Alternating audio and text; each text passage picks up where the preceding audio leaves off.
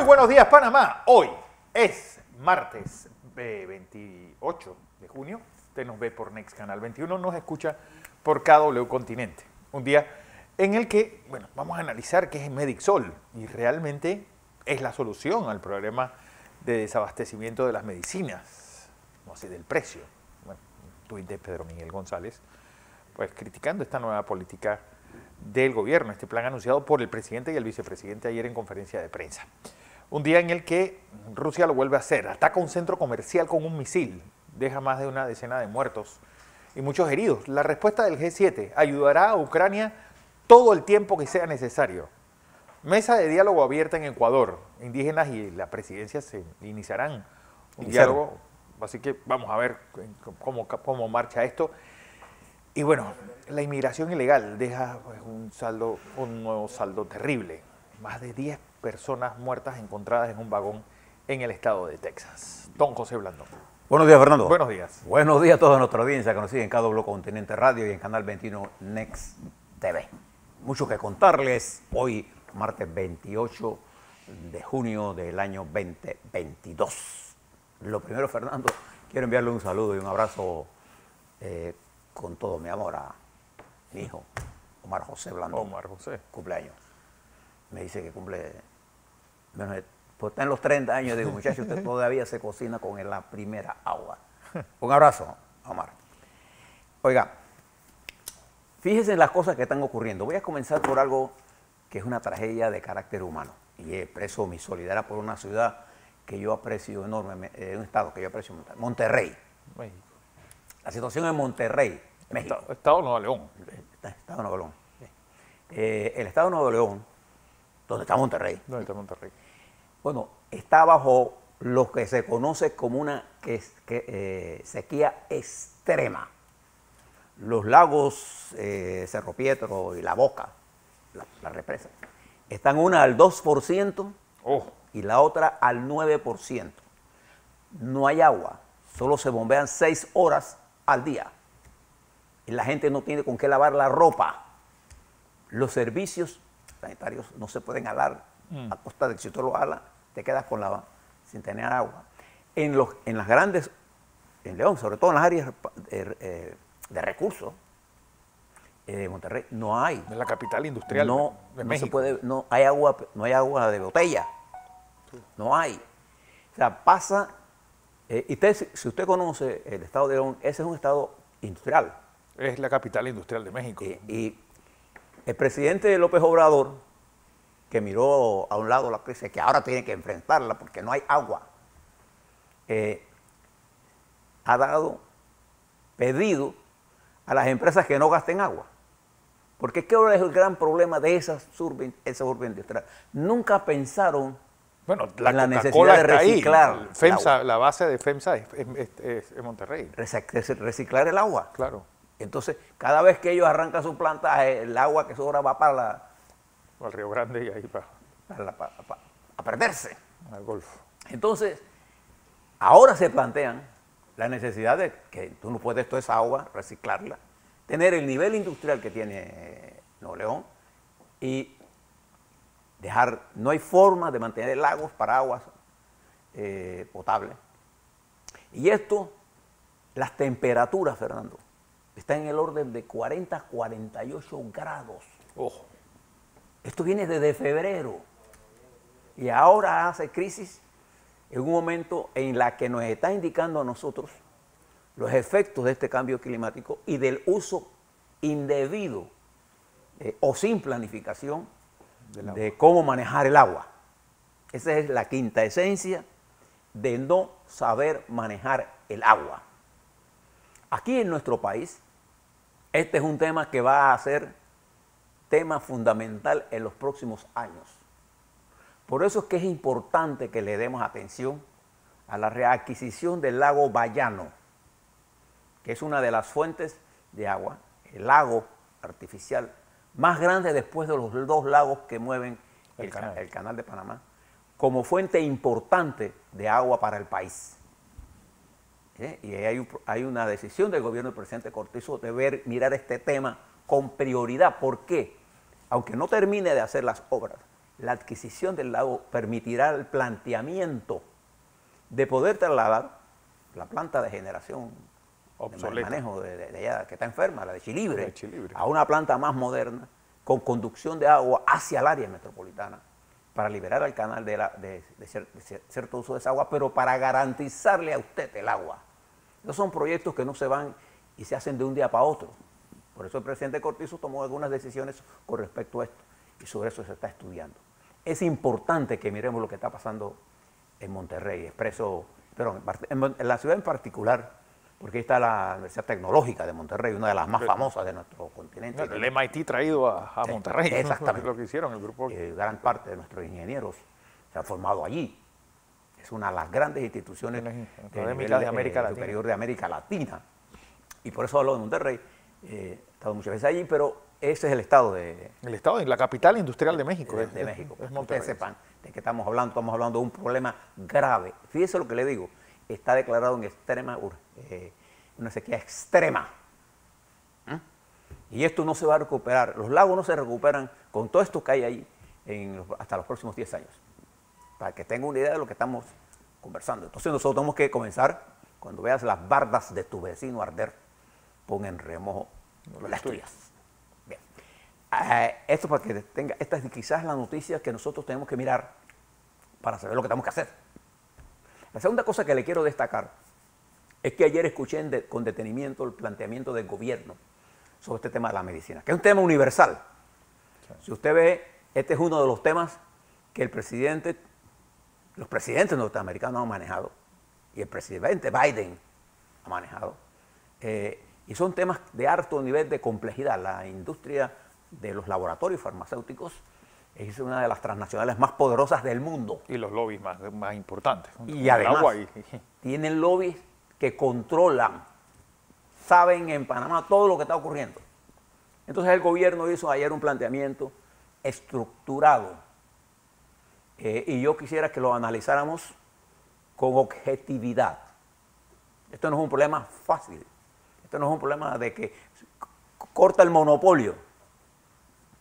Esto es más complicado. Pero, José, y aquí yo creo que, es decir, ¿hasta dónde el Estado no va a plantear su posición monopsónica? Él es el gran comprador de todo y no lo ejerce. Pero es que la legislación... Cambien la legislación, pero lo que no puede hacer es exacerbar todavía ese oligopolio. La legislación que tenemos disponible nosotros nos permite hacer eso. Eso fue lo que ayer se anunció. Déjeme dejarlo allí para entrar. Yo creo que lo primero es explicarle a usted, para que todos tengamos la misma...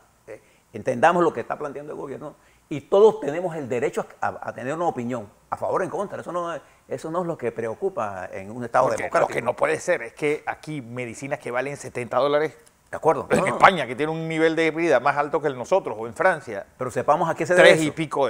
Claro, yo estoy perfecto. O en Colombia, o en Costa Rica. Es escandaloso. Es escandaloso. Sí, no tenga la menor... Es decir, últimamente los tours que se están haciendo es tour de medicina. La gente va a otro país a comprar y trae esas medicinas y las vende mucho más baratas o las regala. Pero ahí escuchaba una tutora, usted sabe que tiene más de 50 años, cuando usted es un amigo, bueno, cuando se fue Fernando, la primera cosa es, Fernando, ¿qué medicina puede traer? Ya. Bien, pero vamos a mirar lo que planteó el gobierno con objetividad y le vamos a dar algunas explicaciones en el largo de todos los días, porque este es el tema. Este es uno de los temas nacionales que debemos abordar con objetividad y ver si hemos avanzado o qué más velocidad le podemos poner al carro. ¿Le parece? Bien, pero eso es un tema que es universal. En los Estados Unidos hay medicinas que cuestan $4,000, $5,000. No, ya. Por todo. ¿Quién puede pagar eso? Sí.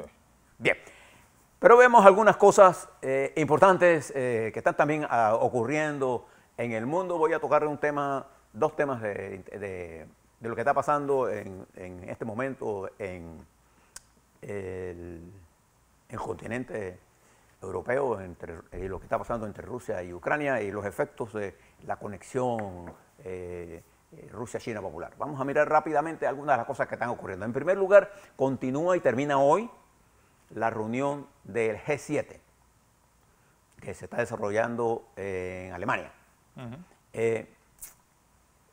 Y sigue después de esta reunión la asamblea de la reunión, ahora sí de 40 países, de la Organización del Atlántico Norte, que será, digamos, la reunión en la que se va a plantear con claridad la nueva estrategia militar que Europa, Estados Unidos, Canadá y los países de la OTAN van a tomar con respecto a la agresión rusa en Ucrania y con respecto a la custodia de los territorios que están en el este de la Unión Europea.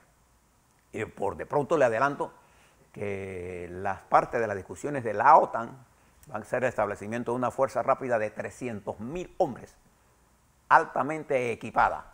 Cuando yo le hablo altamente equipada, me refiero no solamente al equipamiento de alta tecnología, de aviones, de cohetes, sino nuclear. De eso que estamos hablando. Para frenar cualquier intento del presidente Putin de repetir la agresión a Ucrania. Eso es parte del problema. Eso se va a discutir entre miércoles, jueves y viernes. El 1 de julio. Los últimos, no estamos ya los últimos, 29, 30 de junio, esta reunión, en la que también va a hablar el presidente Zelensky. El tema central es la seguridad europea y la seguridad en el Indo-Pacífico y en el Pacífico Sur. ¿Ves por qué nos interesa saber lo que está ocurriendo allí? Porque además, en la reunión del G7 se habló de una inversión de más de 600.000 millones de dólares para combatir el programa de la ruta y la seda, de China, y de los cuales 200.000 millones pondrán los Estados Unidos, y eso incluye a América Latina, y particularmente, escuche lo que le voy a decir, a 3 países de América Latina: Ecuador, Colombia, Panamá y la región centroamericana. Ahora fíjese si eso nos interesa o no nos interesa para el desarrollo de infraestructura. Eso se aprobó ya, eso está aprobado. Además, se anuncia por parte de la cadena Bloomberg, la cadena de negocios, y del New York Times, que Rusia ha entrado en default, en incumplimiento, en no pago o en impago de su pago de bonos. Rusia dice que ellos pagaron hace unos meses, pero las transacciones no han salido, de manera que hay impago. Entonces, esto plantea un problema para Rusia en el mundo comercial, y probablemente esto lo va a alejar de los centros comerciales más importantes. No hay duda de que es Londres y Nueva York. Y lo va a hacer más dependiente, o podría arrastrar a China a una relación sumamente complicada y peligrosa para Xi Jinping, porque a diferencia de Rusia, que es monoproductor, la República Popular China es la segunda economía del mundo y además una gran productora de bienes, de una enorme cantidad de cosas que vende a Europa y que vende a Estados Unidos. Y se anuncia una política agresiva de los Estados Unidos para combatir la pesca ilegal en las costas de América. Cosa que los chinos están haciendo de una forma realmente despiadada. En Ecuador, en nuestro país. Bueno, en todo el triángulo ese de Isla Coco, Galápagos, Coyo. Y ahí va, para que usted tenga idea de lo que nos puede ocurrir. De manera que vamos a prestarle atención a esas dos cosas grandes que están pasando en el mundo, como a la continuación de la guerra. Sin duda, Rusia ha hecho algunos avances importantes en términos de la región del Donbass. Y ayer, como le decía Fernando al principio, un misil cayó en Kiev, matando a gente, y que fue catalogado en pleno por el G7 como un asesinato, un ataque genocida. Infame. Además, una infamia. Y hecho con alevosía. Ningún, un objetivo militar ni siquiera cerca. Nada, eso fue hecho para llamar la atención de la terrible guerra. No, fue por alertar al G7. Exactamente. Kremenchuk es el lugar donde cayó el misil, no fue en Kiev, fue en Kremenchuk, que es un lugar bastante... Bueno, el de anteayer fue en nada, tiene... Nada. Lo único que tenía es... Un centro comercial con 1000 personas dentro y le cae un misil en el medio. Mire usted, esta guerra va a continuar porque nuevo armamento está llegando a Ucrania y va a continuar la guerra. Y como consecuencia, las cosas que se desprenden de esa guerra se discute ya el despegue de Europa del petróleo ruso y del gas ruso. Esto le va a poner presión, ya Europa no va a comprar oro, dice Putin que él va a vender el oro en otro lado. El problema no es vender el oro en otro lado. Él sabe lo que, y usted debe saber, el problema no es, por ejemplo, como dijo el ministro de Economía chileno, no es el problema de que Chile compre en pesos. El problema es que en Chile para comprar afuera usa monedas que no son los pesos. No, es que nada más hay dos monedas fuertes en el mundo. Sí, ni siquiera el yuan se considera una moneda fuerte. El dólar y el euro. El dólar y el euro, ¿no? Punto. Entonces, frente a eso, no es un problema de buscar mercados. El problema es cuáles son esos mercados y para qué le sirven. Porque Rusia lo que tiene que traer ahora mismo lo tiene que comprar en el mundo occidental. Todas las piezas de repuesto de esos aviones, ¿dónde las compra? Bien. Todo eso está pasando en este punto. Pero vemos algunas cosas de América. En los Estados Unidos, ayer yo les decía que todo lo que ha pasado, si usted pone la televisión norteamericana y pone las redes sociales norteamericanas y los canales políticos norteamericanos, que son excelentes en términos para la discusión que se está dando ahí, el tema ha sido desviado hacia los derechos humanos, hacia lo que está haciendo la Corte Suprema de Justicia de los Estados Unidos.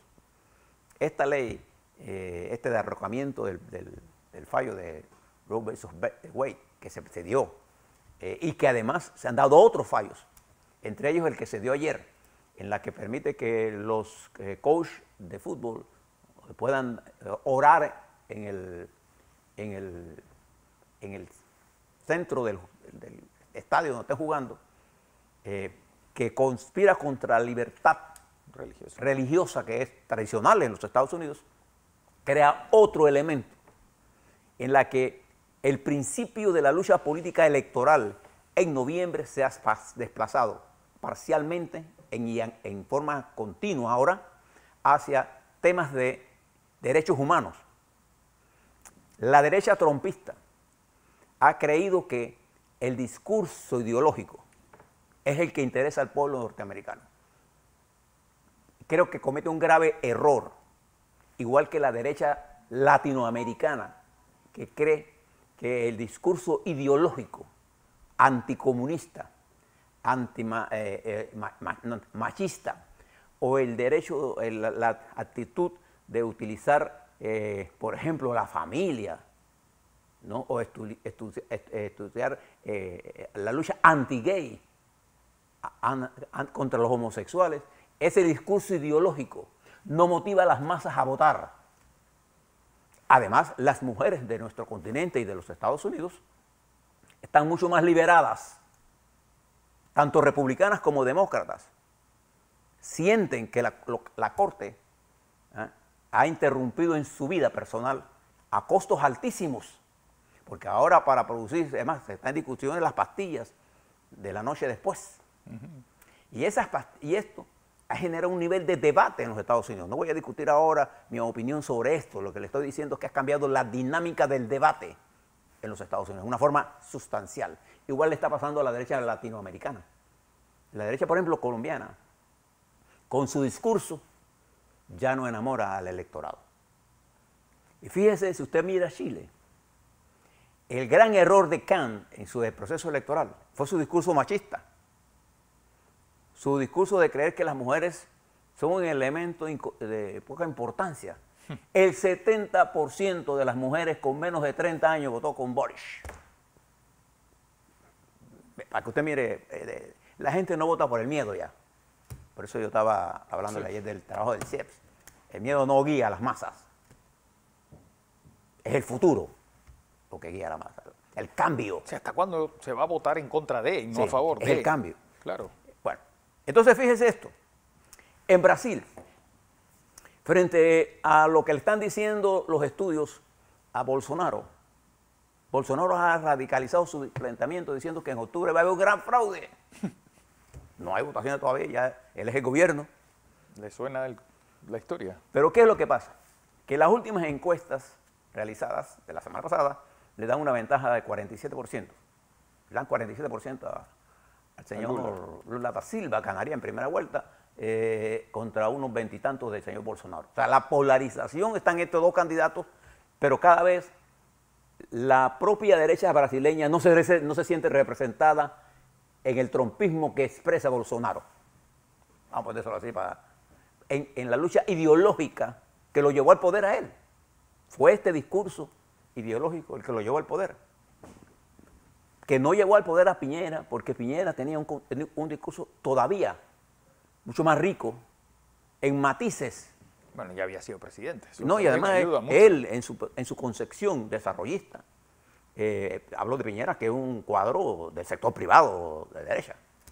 Por excelencia. Y fíjese en lo que está pasando en Ecuador hoy, que fue precisamente el discurso integracionista del señor Lasso, empresario de derecha, le da la victoria sobre el correísmo. Y él supo mejor interpretar el sentido del elefante, pero él escuchaba a su pueblo. Llega al poder y cierra los oídos a lo que la gente está planteando, y ahora lo tienen sentado en una reunión que comenzó ayer a las 3 de la tarde. Además, los indígenas están transmitiendo en vivo la conferencia, todo lo que está ocurriendo ahí. Y por otro lado tienen a la asamblea abierta, porque si no se llega a un acuerdo ahí, lo votan. ¿Usted se ha visto a alguien que tenga una especie de rehén de un sistema que él quiso ignorar? Y ahora tiene otro peligro más grande, que esto ha abierto el camino al narcotráfico. Porque en Ecuador está sentado. Y fíjese lo que pasa en Perú. El presidente de Perú se negó ayer a recibir a la comisión de la asamblea que lo quiere investigar, y ahora se forma otro nuevo zafarrancho en nuestra región. Entonces, el esquema de que si hay cambios en América Latina, esto va a beneficiar al señor Maduro.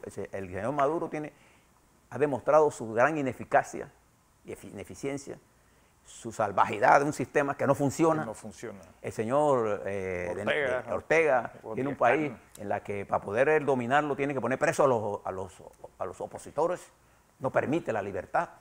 ¿Y en Cuba qué desarrolla en Cuba? Cuénteme algo que usted cree que la juventud cubana se siente satisfecha. Ahí hay una gerontocracia manejando, que son los que llevan los negocios. ¿Quién hace los negocios en Cuba, mi querido amigo Fernando? Por favor. Los militares. ¿Quién hace los negocios en Venezuela? Los militares con un conjunto de civiles. Entonces eso ya no asusta a la gente. Lo que sí la gente tiene es una expectativa de cambio. Y entonces este es digamos, el resorte que mueve a las sociedades. Creo que es importante que usted mire todo esto, le prestamos atención a lo que está ocurriendo en el replanteamiento. ¿Y por qué para los panameños es importante conocer este escenario?